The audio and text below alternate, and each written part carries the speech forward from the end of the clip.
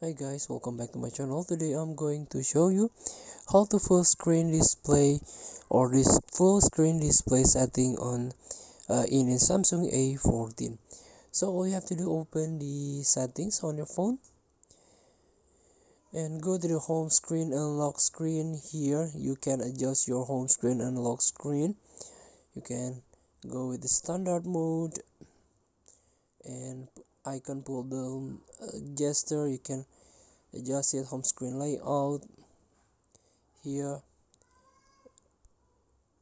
and then so many options here that you need to learn.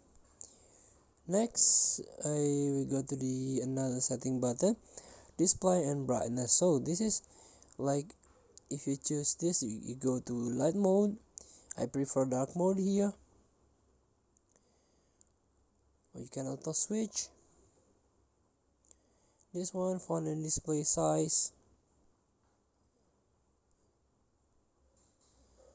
and last but not least, this is a convenience tools. Here the navigations. So you can change your swipe, a gesture or button layout of your navigation.